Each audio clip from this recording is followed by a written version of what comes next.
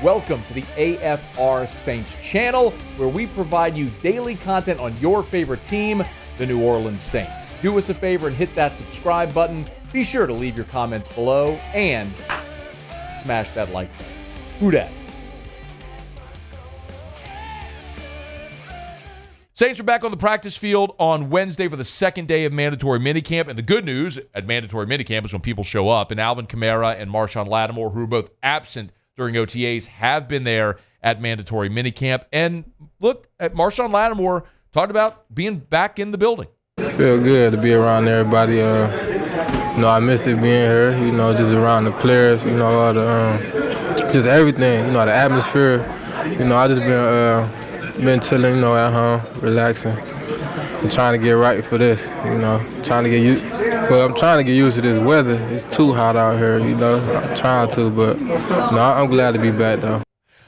It does take a little adjusting. He's got plenty of time to get used to it, though. The good news, of course, Saints play their games in a dome. There's two big questions around Marshon Lattimore, and we've talked about him all offseason.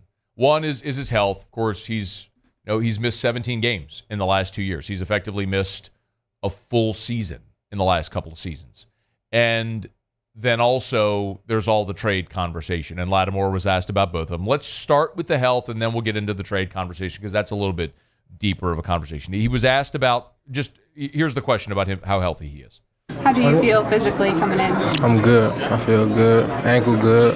So, everything up right now. When he was asked about the injury, he said it was sort of freak stuff, right? Fluke stuff that just sort of happens when you play ball, and there's some validity to that. But says he's good. He's out there running around. That's a good sign. I mean, the best comp I would say is think about the injury history with Michael Thomas and how sort of ambiguous the preseason work, the OTA minicamps were, where we were constantly looking for updates. And you'd have Michael Thomas catching balls on a cliff overlooking the Pacific Ocean. We're like, oh, look at him cut. And then, how was he, though, when he actually got onto the field? Well, Lattimore's out there on the field with his team, so that's a good thing. The bigger thing, obviously, is his reaction to all the trade chatter from this offseason. I really don't care, to be honest, because it is what it is. If it's going to happen, it's going to happen. If not, then, I'm here. So I really don't get into it. I really don't feed into it, to be honest. I talked to DA already, and we good. So, everything else is just talk to me,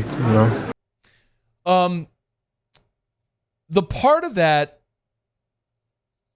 which caught my ear, and maybe it's just me listening critically to a soundbite, is when he said, if it's going to happen, it's going to happen. If not, then I'm here.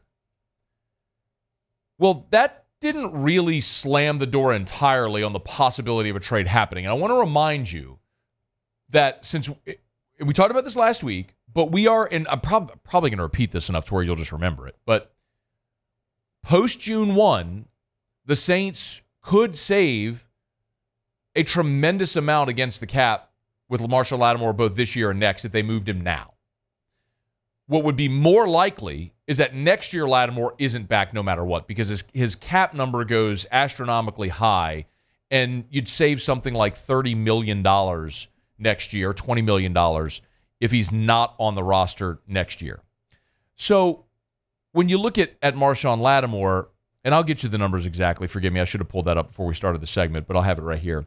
So if you look at here it is. If you look at Lattimore's trade, if you were to trade him now post June 1, your dead cap number goes down to $10 million, and the dead cap number for next year is $20 million. So by contrast, if he's on the roster this year, he costs you $14 million. So if you trade Lattimore now, let me say this plainly. If you trade Lattimore now, you'd save $4 million this year, and you'd save $11 million next year. So it would financially benefit you to trade Lattimore now. And when you look at the contract for next year, if he's on the roster, he costs you $31 million. If he's not, he costs you $20 million. So either way, Marshon Lattimore is not going to be on your roster next year at $31 million. So he's either not going to be on your roster, or you're going to restructure the deal again to kick the can down the road. So they got to make that decision. My point has been, trade Lattimore now.